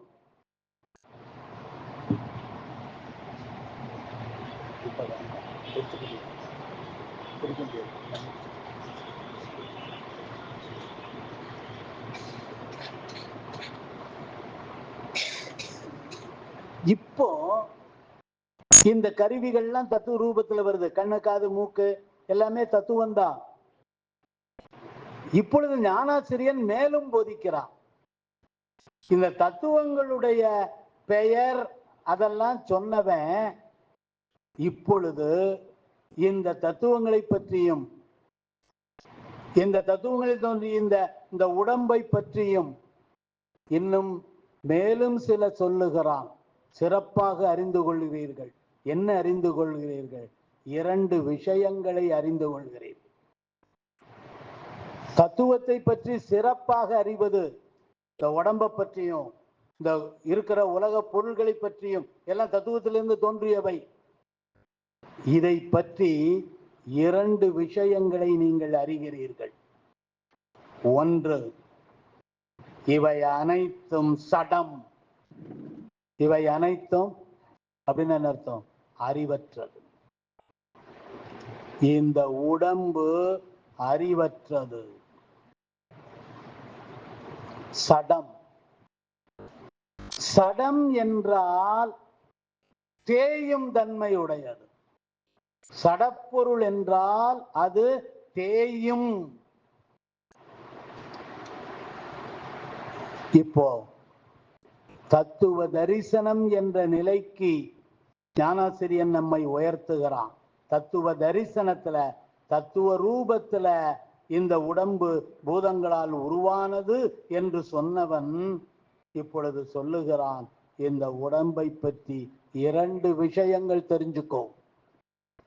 ஒன்று, இது சடம் அப்படின்னு என்ன அர்த்தம்? தேயும். நீ எவ்வளவு பராமரித்தாலும் நீ எவ்வளவுதான் அதன் மீது பற்று கொண்டாலும் ஒன்றை மறந்து விடாதே, இது தேயும். இது தேயும். வலுவிழக்கும், வலுவிழந்து போகும். உன்னுடைய கண் ஒரு காலத்துல சொல்லுவான், யா அவ்வளவு தூரத்துல வர்ற பொருளையும் என் கண் பார்க்கும்பா, இதா வருதுல்ல அது இன்னது என்று சொல்லுவான். கண் அவ்வளவு ஆற்றல் உடையதாக இருந்தது. பேருந்து நிலையத்துல 2 பேர் நிக்கிறான், 60+. ஒருத்தன் பக்கத்துல இருக்கவங்கள்ட்ட சொல்லுதான், காஞ்சிபுரத்துல நிக்கிறான், திருச்சிக்கு போகணும், பஸ் வந்ததுன்னா அந்த போர்டு எனக்கு வாசிக்க முடியல தூரத்துல, திருச்சிக்கு போற பஸ் வந்தா சொல்லணும். திருச்சிக்கு போற பேருந்து, ஏன்னா இவனுக்கு அவ்வளவு தூரத்துல வாசிக்க முடியும். அவன் உடனே சொன்னான், கண்டிப்பா சொல்றேன், உனக்கு ஒரு உதவி செய்யறதுக்கு தான் நான் இருக்கேன், திருச்சிக்கு போகக்கூடிய பேருந்து வந்தா கண்டிப்பா சொல்றேன், நீ எனக்கு ஒரு உதவி செய்யணும்னா. என்னன்னா, பேருந்து வந்தா என்கிட்ட சொல்லணும்.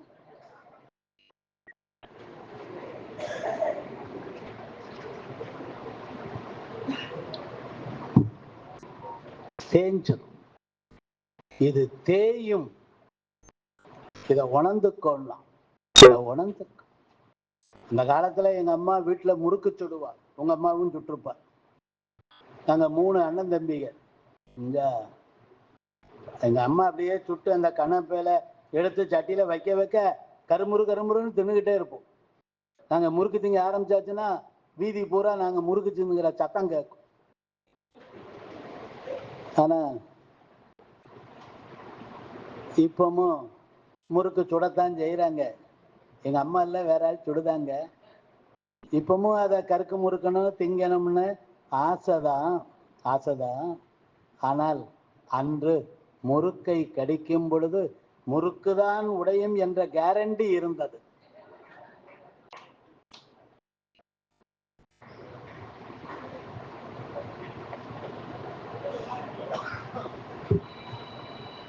ஒன்றை தெரிந்து கொள்ளலாம், நீ எவ்வளவுதான் பராமரித்தாலும் இந்த உடம்பும் உடம்பில் உள்ள கருவிகளும் தேயும். விஷயம் சொன்ன இது தத்துவ தரிசனத்துல ஒரு பகுதி. என்னது? உடம்பு தேயும். நீ வாங்கி வச்சிருக்கிய ஒரு பில்டிங், அது வாங்கி வச்சிருக்கிற ஒரு காரு, அது ரிப்பேர் ஆகும். நீ வீட்டுல வாங்கி வச்சிருக்கிய ஒரு டிவி, அது முக்கியமான கட்டத்துலதான் ஒன்ன சோதிக்கும். மாமியாருக்கு விஷம் கொடுக்கிறதுக்கு மருமக விஷத்தெல்லாம் பாட்டுல கலக்கி பாலோட கலக்கி கொண்டாந்து கொடுக்க போறா, பார்த்துக்கிட்டே இருக்க. மாமியார் டம்ளரை கையில வாங்கிட்டா, நீ பரபரப்பா இருக்க, கரண்ட் போயிட்டு. இப்ப உனக்கு பெரிய துன்பம், இந்த மாமியார் குடிச்சாளா குடிக்கல. பார்க்கக்கூடிய மருமகளுக்கெல்லாம் மாமியார் குடிக்கணுங்கிற ஆசை. டிவியை பார்க்கிற மாமியாருக்கெல்லாம் குடிச்சிடக்கூடாதுன்னு பதபதைப்பு. ஆனா இப்ப என்ன நடந்ததுன்னு தெரியல. என்ன? கரண்ட்.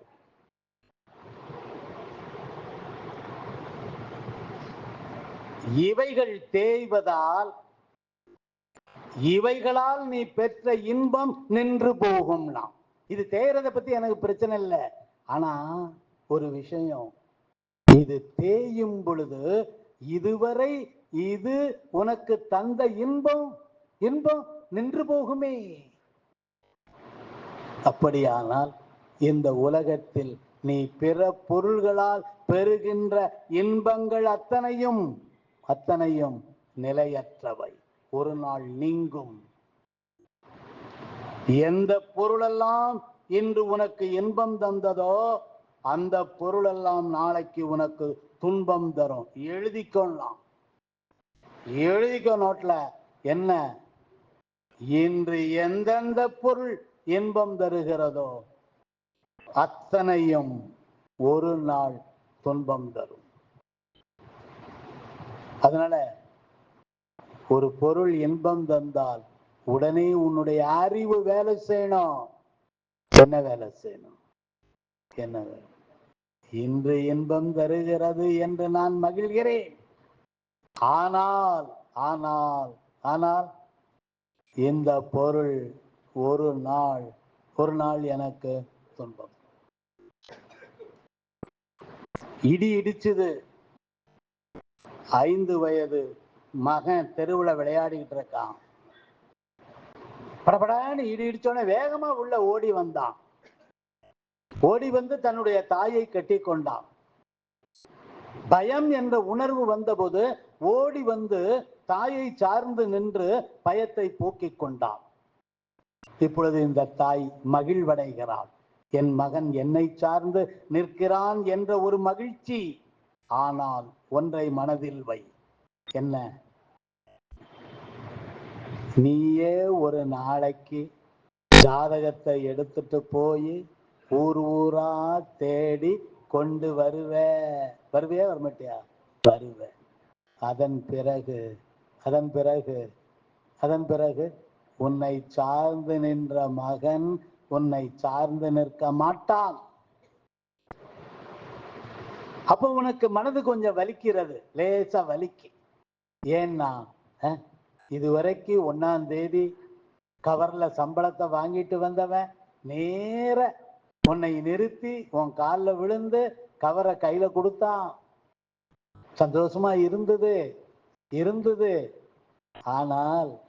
ஆனால் நீயே சொந்த செலவுல சூனியம் வச்சுட்ட. இப்பொழுதும் 1ஆம் தேதி வந்தது. நீ தயாரா இருக்கிற. மகன் இன்னைக்கு சம்பளத்தை கொண்டாந்து கையில தரப்போறான் அப்படின்னு தயாரா நீ உட்கார்ந்து இருக்கிற. வாரான், பைக்கை ஸ்டாண்ட் போட்டான், உன்னை பார்த்தான், நீ கவரை தரப்போறான்னு நினைச்ச. அவன் ஏம்மா காப்பி குடிச்சியா அப்படின்னு கேட்டான். ஆமான்னு உள்ள போயிட்டான். இப்பவும் அவன் கவரை இன்னொருத்தட்ட தான் கொடுப்பான். ஆனா ஆள்தான் மாறும். நேத்து வரைக்கும் உன்கிட்ட கொடுத்தான், இன்னைக்கு உன் கையில் கொடுத்த போது நீ மகிழ்ந்ததால் ஆள் மாறும் பொழுது வருத்தம் அடைவாய். இது உன் தப்பு. இது மாறுங்கிறது உனக்கு தெரியணும். பல துன்பங்கள் நாமாக தவறான நினைப்புகளால் வந்தவை. அதனால எந்த ஒன்றும் இங்கே மாறும். இது தத்துவ தரிசனத்தினுடைய ஒரு நிலை. தத்துவ தரிசனத்தினுடைய ஒரு நிலை என்ன? எல்லாம் தேயும். 2வது நிலை ஒன்று சொன்னார், மலம் என்று சொன்னார். தத்துவங்களை மலம் அப்படின்னா என்ன அர்த்தம்? மலம் என்றால் என்ன பொருள்?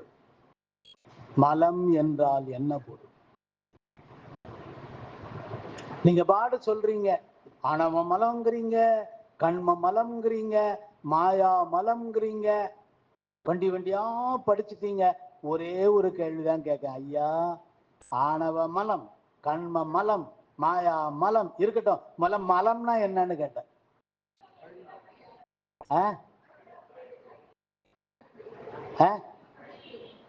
என்னது? அழுந்த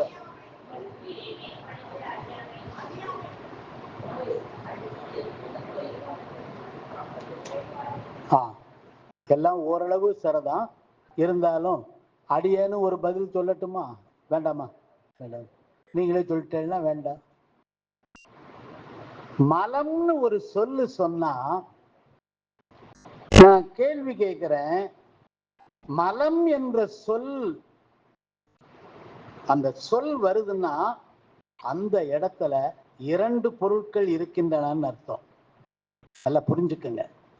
மலம், ஒன்றை நான் மலம் என்று சொன்னால் அந்த இடத்துல நான் சொன்ன பொருளும் இன்னொரு பொருளும் இருக்கிறது. இரண்டு பொருள்கள் இருந்தால்தான் மலம் என்ற சொல் வரும். மலம் என்ற சொல் ஒத்தை பொருளுக்கு நிற்காது.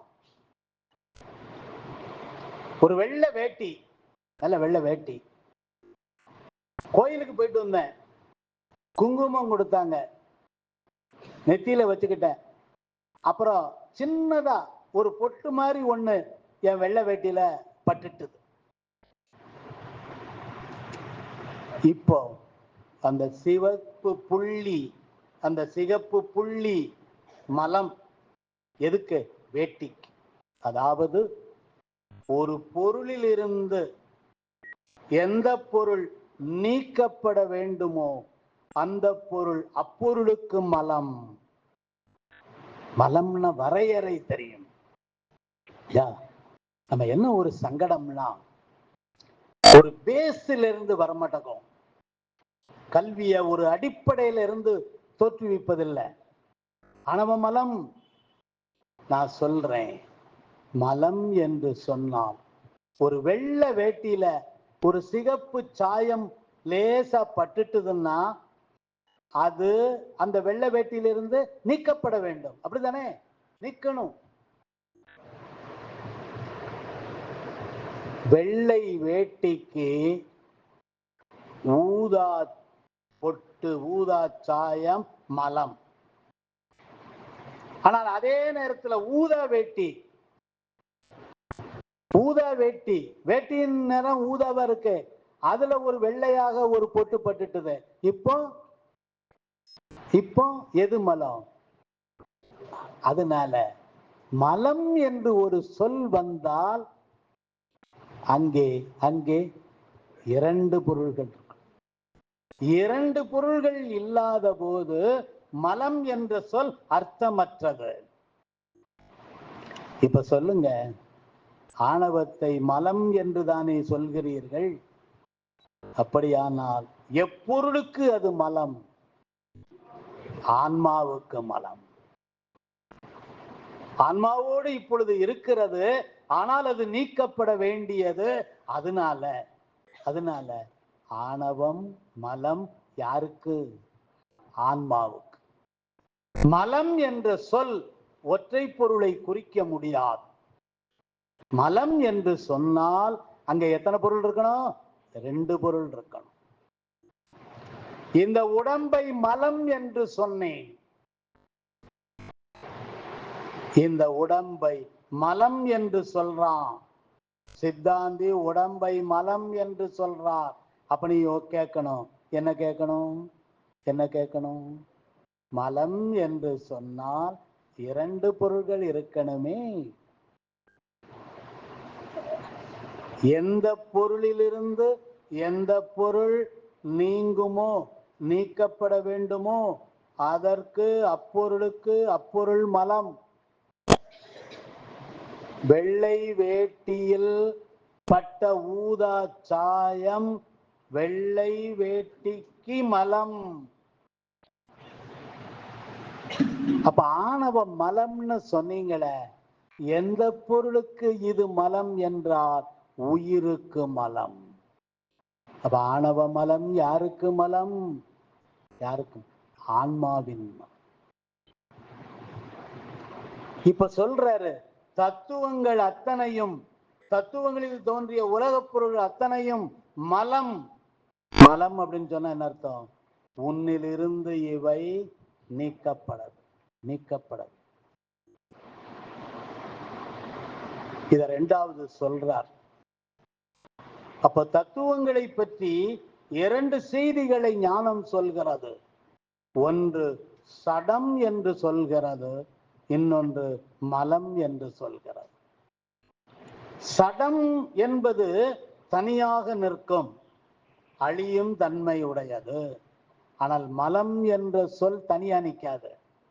மலம் என்ற சொல் வரும் பொழுது அங்கே இரண்டு பொருள்கள். நான் சொல்றதெல்லாம் புரியுதா? கஷ்டமா இருக்கா? புரியுதா? பின்னால சத்தத்தை காணும்.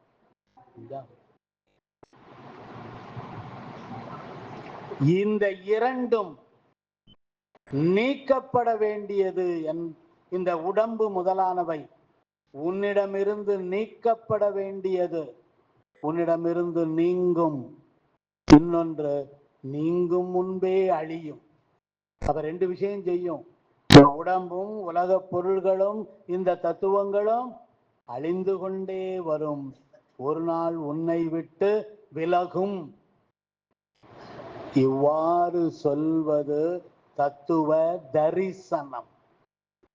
தத்துவ ரூபம் என்பது பெயரளவில், தொழிலளவில் யார் தோற்றுவித்தார்கள், எதிலிருந்து தோற்றுவித்தார்கள், இவைகளை எல்லாம் இந்த உடம்பு பஞ்சபூதங்களால் ஆனது.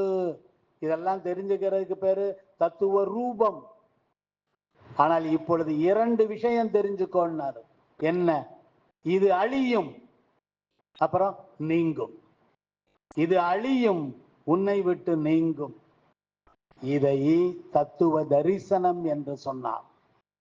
இத புரிஞ்ச உடனே தெளிதல் என்ற ஒன்றுக்கு வர, என்ன தெளிகிறாய் என்றால், இத சொன்னாரு. எப்பா இந்த உடம்பு ஒரு நாளைக்கு தேயும்பா, இதுக்கு நோய் வரும், தேயும், பல்லு ஒன்னொன்னா விடும், எல்லாம் சொல்றார். கண் பார்வை குறையும், காது கேட்காது, கால் நடக்க முடியாது, முட்டு வலி வரும், எல்லாம் சொல்றார். ஒரு நாள் இதை உன்னை விட்டு போயிரும்னு சொல்றார். இப்பொழுது மூன்றாவது நிலைக்கு வாரார். என்னது? தெளிதல். தெளிதல் என்னன்னா, இவ்வளவையும் சொன்ன பிறகு ஞானாசிரியன் சொல்றான், எப்பா இந்த உடம்பும் நீ சேர்த்து வைத்த பொருள்களும் அழியும் தன்மை உடையதாகவும் உன்னை விட்டு நீங்கும் தன்மை உடையதாகவும் இருக்கிறது என்பதால் இவைகள் மீது நீ வைத்த பற்று துன்பம் தரும்ங்கிற.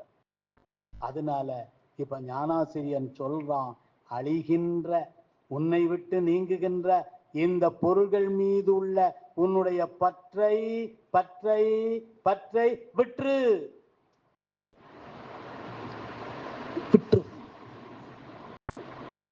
இதன் பெயர் தத்துவ சுத்தி. இதன் பெயர் என்ன? தத்துவ சுத்தி. அப்ப தத்துவ சுத்தினா என்ன? உலக பொருள்கள் மீது நீ கொண்டுள்ள பற்றுதலை நிறுத்து.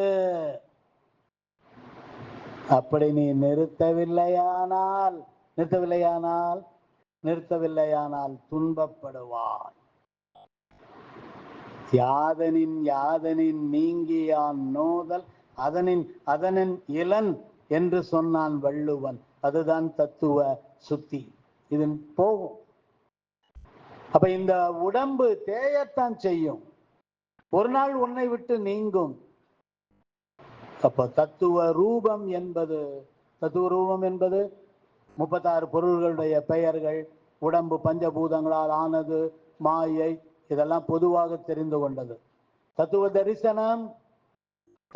தரிசனம் என்றால் இந்த தத்துவங்களிலிருந்து தோன்றிய பொருள்களும் இரண்டு தன்மை உடையன. ஒன்று சடம். சடம்னா என்ன அர்த்தம்? அழியும். இன்னொன்று மலம். மலம்னா உன்னை விட்டு நீங்கும். நீ எவ்வளவுதான் பாதுகாத்தாலும் உன்னை விட்டு போயிடும். இவ்வாறு இந்த தத்துவங்கள் சடமென்றும் மலமென்றும் உணர்வது என்னன்னு சொல்லுங்க பார்ப்போம். உணர்வது தத்துவ தரிசனம். இதை உணர்ந்த பிறகு நீ என்ன செய்யணும்? இது தேயும், விட்டு நீங்கும் என்று உணர்ந்த பிறகு இப்ப நீ என்ன செய்யணும்? எதுக்குடா இதுக்கு மேல பற்று வைக்கணும்? இதுதான் ஒரு நாளைக்கு அழியுமே, ஒரு நாளைக்கு என்ன விட்டு விலகுமே. அதனால இதன் மீது உள்ள பற்று உனக்கு துன்பம் தரும் என்று ஞானாசிரியன் உபதேசிக்கும் பொழுது நீ என்ன செய்யணும்? இந்த தத்துவங்கள், அதிலிருந்து தோன்றிய உலகம், இந்த பொருள்கள், இவைகள் மீது நீ கொண்ட ஆசையை, பற்றை துறக்கணும். அவ்வாறு துறப்பதற்கு பெயர் தத்துவ சுத்தி என்றார். தத்துவ சுத்தி. அப்ப 3 விஷயம்: தத்துவ ரூபம், தத்துவ தரிசனம், தத்துவ சுத்தி. தத்துவ ரூபம், தத்துவங்கள் பெயர் அளவில் தெரிந்து கொள்வது. தத்துவ தரிசனம், தத்துவங்களும் உடம்பும் சடம் மலம் புரிவது தத்துவ தரிசனம். அதனால் அதன் மீது நான் எவ்வளவு பற்று வைத்தாலும் துன்பத்திற்கு ஆளாவேன் என்று ஞானாசிரியன் சொல்லித் தந்த பொழுது அந்த இவைகளின் மீது, தத்துவங்களின் மீது நான் கொண்ட பற்றை விட்டுவிடுவது என்ன பெயர்? தத்துவ சுத்தி. இதை போல ஆன்ம ரூபம் என்றால் ஆன்மாவை பற்றி அறிவுடைய பொருள் எந்த அளவில் தெரிந்து கொள்வது. ஆன்ம ரூபம் என்பது ஆன்மா அறிவுடைய பொருள், ஆன்மா அறிவுடையது. இப்ப ஆன்ம தரிசனத்துக்கு வரோம். ஆன்ம ரூபம் என்பது ஆன்மா அறிவுடைய பொருள். ஆன்ம தரிசனம் என்பது ஆன்மா அறிவில் உள்ள குறைபாடுகள். என்ன குறைபாடு? நேற்று சொன்னோம். 2 குறைபாடுகள் ஆன்ம அறிவுக்கு சொன்னேன். என்னெல்லாம்? அறிவித்தால் தான் அறியும், துணை இருந்தால் தான் அறியும். அது குறைபாடு அல்லவா? அந்த குறைபாடை உணர்வது ஆன்ம தரிசனம். ஆன்மா அறிவுடையது ஆன்ம ரூபம். ஆன்ம அறிவில் குறைபாடு உள்ளது ஆன்ம தரிசனம். அந்த குறைபாடு உள்ளது என்பதால் என் அறிவில் நான் கொண்டுள்ள கர்வம், அறிவின் மீது எனக்கு ஒரு கர்வம் இருக்கிறது. அந்த கர்வத்தை விட்டு விடுவது. ஆன்மா குறைபாடு உடைய அறிவுடையது தானே. அந்த குறைபாடை சரி பண்ணுவதற்கு சிவம் துணை நிற்க வேண்டி இருக்கிறது. அப்படி துணையோடு தானே அறிகிறேன், இன்னொருத்தன் அறிவித்தால் தானே அறிகிறேன் என்று உணர்வது ஆன்ம தரிசனம். அந்த உணர்வினால் நான் என்ற ஒரு கர்வம் இருக்குல்ல, என் அறிவில் எனக்கு ஒரு கர்வம். நான் எதையும் சரியாக செய்வேன். நான் சிறப்பாக செய்யும் பொழுது ஒருவன் பாராட்டுறான், ஒரு மகிழ்ச்சி, ஒரு கர்வம்.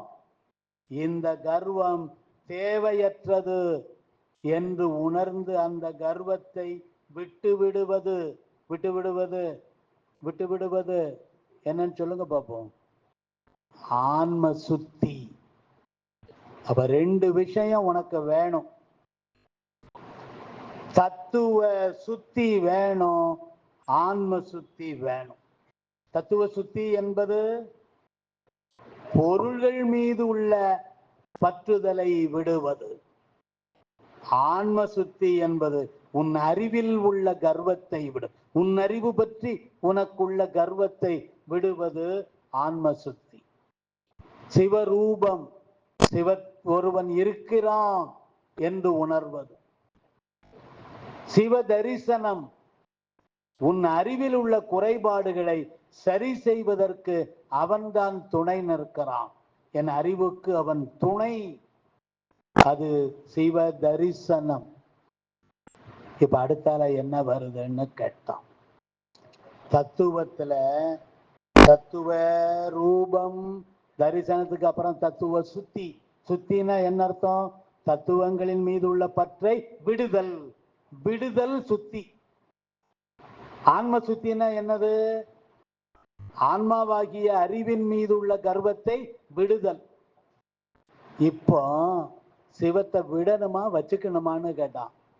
சிவத்தை விடணுமா வச்சுக்கணுமா? சிவத்தை விட முடியாது.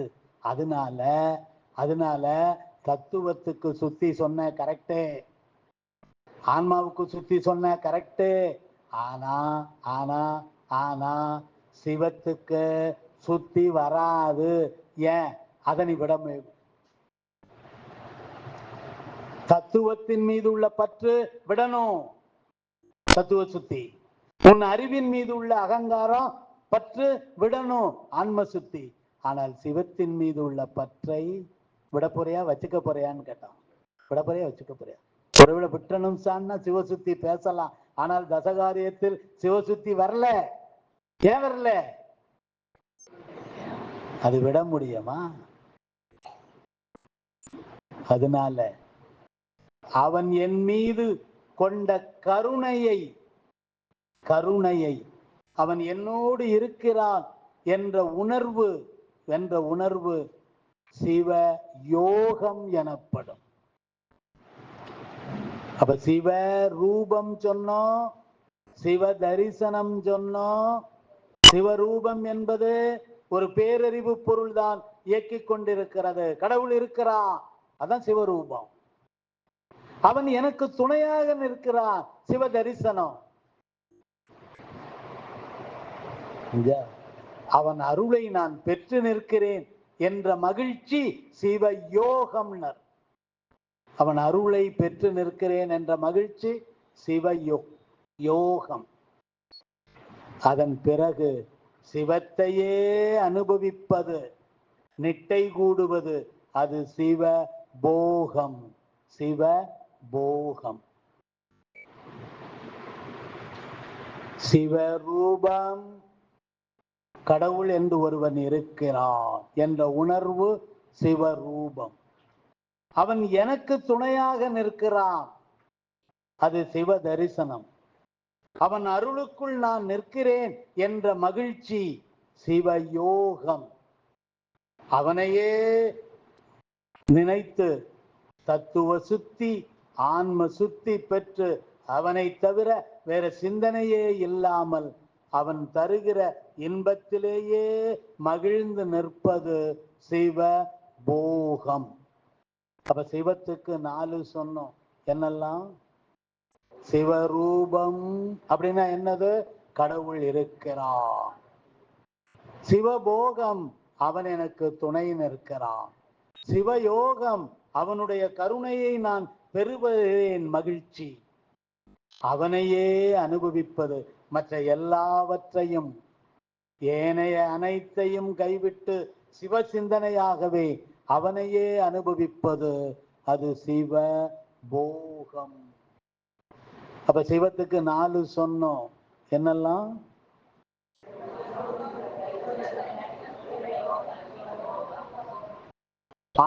ஆன்மாவுக்கு 3 சொன்னோம்.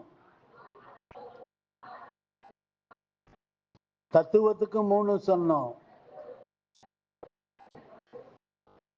தத்துவ ரூபம், தத்துவ தரிசனம், தத்துவ சுத்தி. ஆன்ம ரூபம், ஆன்ம தரிசனம், ஆன்ம சுத்தி. சிவரூபம், சிவ தரிசனம், சிவயோகம், சிவபோகம். எத்தனை? இந்த 10 தசகாரியம் என்றார்கள். அப்ப இங்க தெரிந்து கொள்ள வேண்டிய ஒரு விஷயம் ஒண்ணு, நல்ல நினைவு வச்சுக்கோங்க. ஒண்ணு சொல்லி முடிச்சிடுறேன். வாட்ச் கரெக்டா ஓடி ஒரு விஷயத்தை முடிச்சு. இந்த 10 நாட்களும் இங்கே இருக்கிறீர்கள். இந்த 10 நாட்கள்ல பல விஷயங்களை புரிஞ்சிருப்பீங்க. ஒரு பக்கம் பாடம், இன்னொரு பக்கம் வேறு விஷயங்களை நீங்க புரிஞ்சிருக்கணும். நீங்க கையில லக்கேஜ் எவ்வளவு கொண்டாந்தீங்க? ஒரு சூட்கேஸா 2 சூட்கேஸா? 2. இந்த 2 சூட்கேஸ்ல உள்ள பொருட்கள் மட்டுமே 10 நாட்களுக்கும் எனக்கு போதுமானதாக இருக்கிறது என்றால், என் வீட்டுல நான் அடைச்சு வச்சிருக்கிற பல பொருள்கள் தேவையற்றது. இந்த 10 நாள் நான் சந்தோஷமா தானே இருக்கிறேன். இந்த 10 நாள் நான் சந்தோஷமா தானே இருக்கிறேன். இந்த 10 நாட்களில் நான் சிலவற்றை புரிகிறேன். என் வீட்டில் இருக்கிற நிறைய பொருட்கள் அதனால போன உடனே அதெல்லாம் தூக்கி தூர போடுங்க. எங்க போடுறீங்கன்னு என்கிட்ட சொல்லிடுங்க.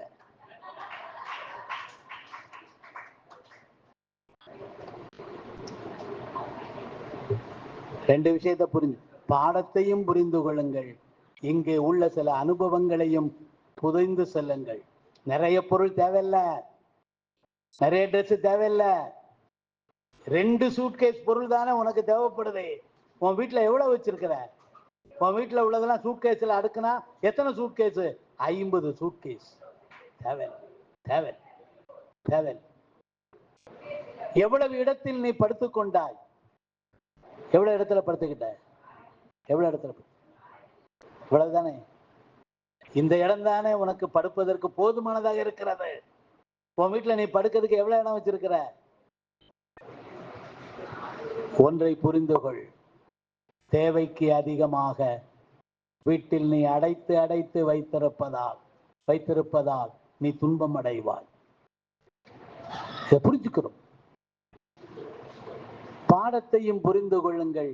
இங்கே நீங்கள் என்னவெல்லாம் இல்லாமலும் இங்கே சந்தோஷமாக இருக்க முடிந்தது.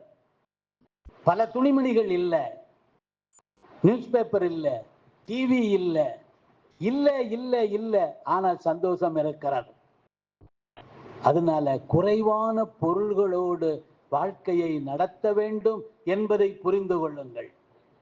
பாடத்துல, நான் சொன்ன பாடத்துல 2 விஷயங்கள். ஒன்று தத்துவ சுத்தி. தத்துவ சுத்தி என்றால் உலக பொருள்கள் மீதும் உடம்பு மீதும் உள்ள பற்றை விட்டுருங்க. ஒண்ணு ஆன்ம சுத்தி. ஆன்ம சுத்தி என்றால் உன்னுடைய செயல்கள் சில நேரங்களில் பலர் பாராட்டுவார்கள், ஆனால் அந்த பாராட்டில் நீ மயங்காதே. ஏனென்றால் அந்த பாராட்டுக்களும் ஒரு நாள் நின்று போகும். நான் அருமையாக பேசினேன் என்று நீங்கள் என்னை பாராட்டுவீர்கள் அப்படின்னு நினைக்கிறேன். ஆனால் இந்த பாராட்டுகளால் நான் மகிழ்வது இல்லை. ஒரு நாளும் மகிழவே மாட்டேன். ஏன் மகிழ மாட்டேன் என்றால், சர்க்குருநாதன் வந்து பாடிய பிறகு அவரை பாராட்டுவீர்கள், என்னை பாராட்ட மாட்டீர்கள். அப்படித்தானே? அது கடந்து கடந்து போகும். இன்று என்னை பாராட்டுவீர்கள், நாளை இன்னொருவனை பாராட்டுவீர்கள், அடுத்த நாள் இன்னும் அப்படிதான் போய்கிட்டே இருப்பீங்க. இதை நான் உணர்ந்து கொண்டால் நீங்கள் பாராட்டும் பொழுது நான் மகிழாமல் இருந்து கொண்டால், ஒருவேளை நீங்கள் என்னை பாராட்டுவதை நிறுத்தினால் எனக்கு துன்பம் வராது. சொல்ற விஷயத்தை நல்லா கவனிச்சுக்கோங்க. யாராவது உங்களை எதற்காவது பாராட்டினால் மகிழாதீர்கள். ஏன்? அவர்கள் உங்களை இன்று பாராட்டுவார்கள், நாளை இன்னொருவரை. ஏமாந்துறாதீங்க வாழ்க்கையில. யார் என்ன பாராட்டினாலும் மகிழாதீங்க. தத்துவ சுத்தியும் ஆன்ம சுத்தி 2 விஷயத்தை அறிவுல சிந்தித்து செயல்பட ஆரம்பித்தால் அதுதான் 2வது படிநிலை. சிந்தித்தல். கேட்டல் செய்து கொண்டிருக்கிறீர்கள். நீங்கள் இங்கிருந்து சுமந்து செல்வதற்கு சில சிந்தனைகளை நான் தந்துள்ளேன். இந்த சிந்தனைகளோடு நீங்கள் சென்று வாழ்க்கையில் இந்த சிந்தனைகளோடு நீங்கள் வாழ்ந்தால் இந்த 10 நாட்கள் உங்களுக்கு பயன் தந்தது. இந்த வகுப்பறைக்குள் முதல் நாள் வரும் பொழுது உன் அறிவு இருந்த நிலைக்கும் 10 நாள் கழிந்து வீட்டிற்கு போகும்போது உன் அறிவின் நிலைக்கும் வேறுபாடு இருக்குமானால் இது பயன் தந்தது. வரும்போது எப்படி வந்தீங்களோ அதே மாதிரி போயிட்டீங்கன்னா தத்துவ சுத்தி என்பதையும் ஆன்ம சுத்தி என்பதையும் பலமுறை சிந்தித்து உங்களை பக்குவப்படுத்தி சிவபெருமானுடைய கருணைக்கு ஆளாகுங்கள் என்று சொல்லி வாழ்த்து சொல்லி நிறைவு செய்கிறேன்.